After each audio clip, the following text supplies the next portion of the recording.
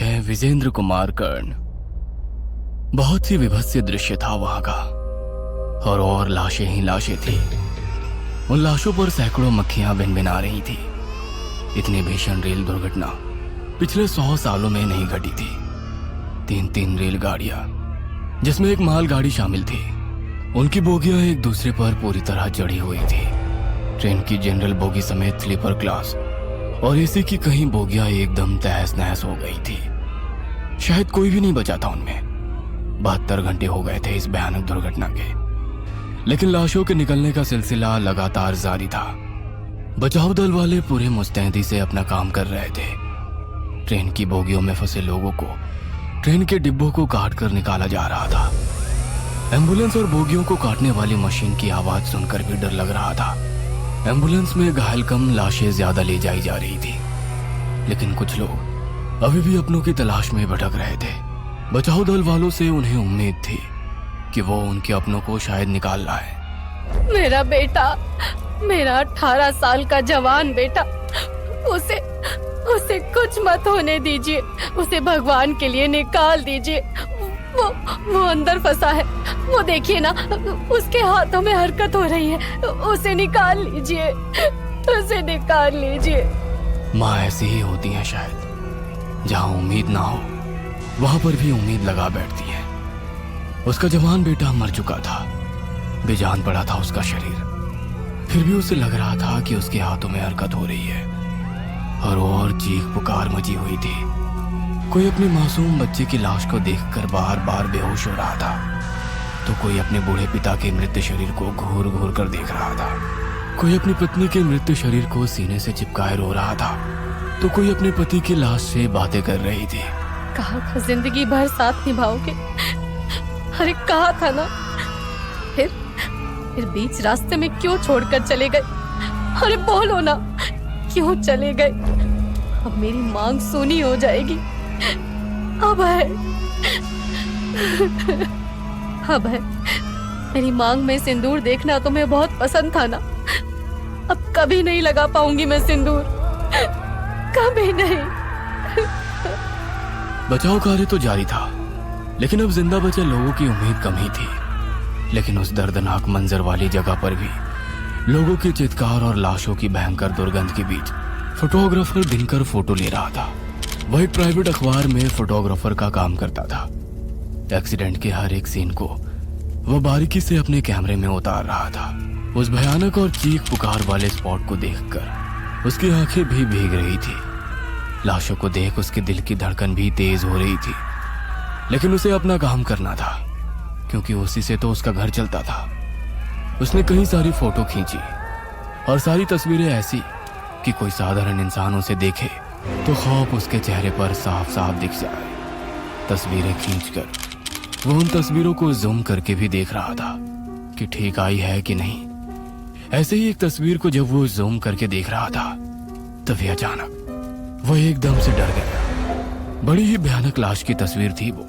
उसकी दोनों आंखें बाहर को निकल गई थी, और वो आंखें ऐसा लग रहा था कि दिनकर को ही घूर कर देख रही है। तभी वहां अचानक बारिश शुरू हो गई। एक तो कड़ाके की सर्दी, ऊपर से बारिश। दिनकर का काम लगभग हो चुका था, इसलिए उसने अपनी बाइक स्टार्ट की और घर की ओर चल पड़ा। पूरे रास्ते उसकी आंखों के आगे दुर्घटना स्थल का ही सीन घूम रहा था। दिनकर घर पहुंच गया था।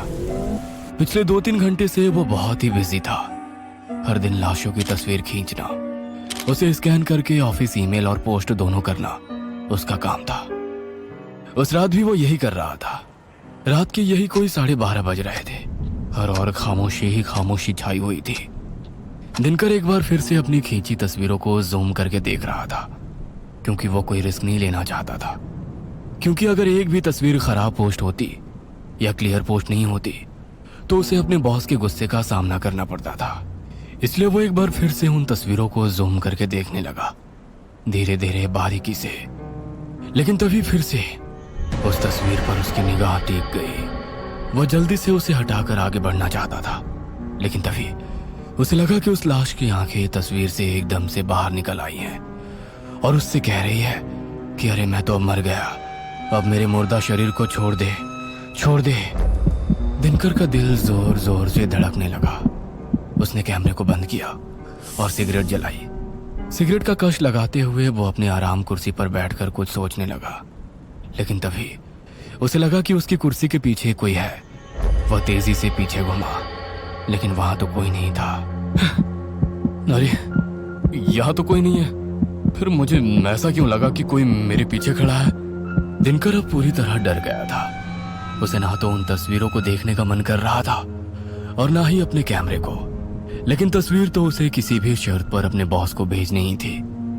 उसने एक बार फिर से हिम्मत की और खींची गई उन तस्वीरों को, जिसकी उसने प्रिंट भी निकाल रखी थी, टेबल पर इकट्ठा करने लगा।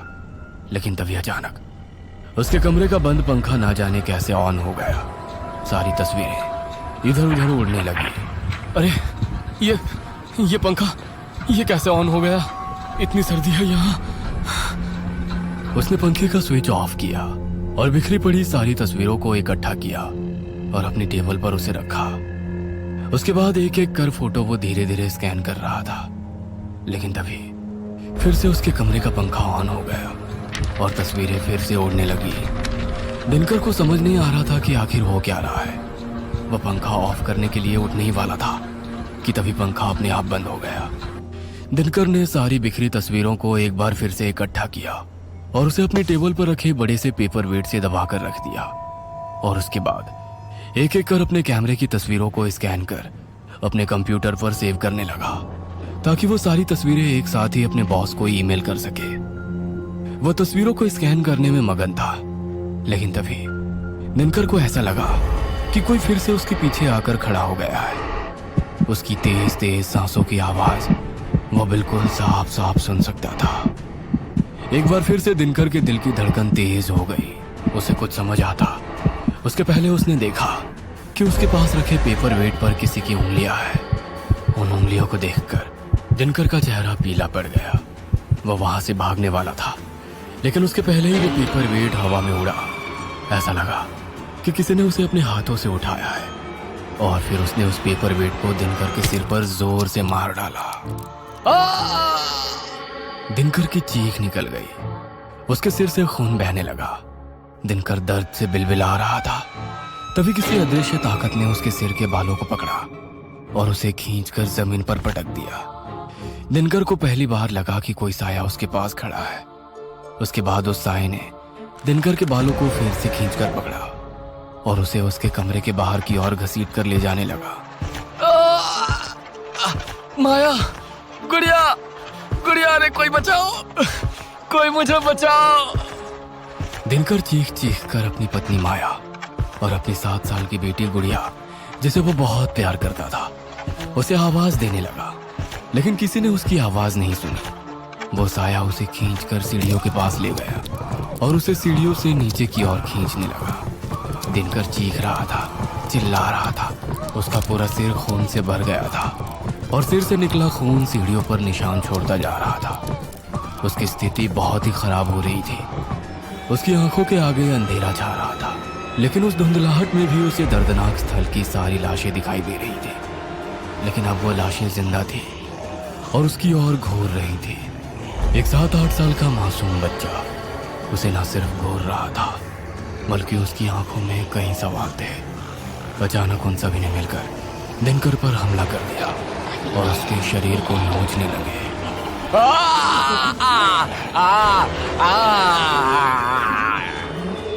दिनकर दर्द से करा उठा और फिर से उसने अपनी पूरी ताकत लगाई और जोर से चिल्ला उठा, माया!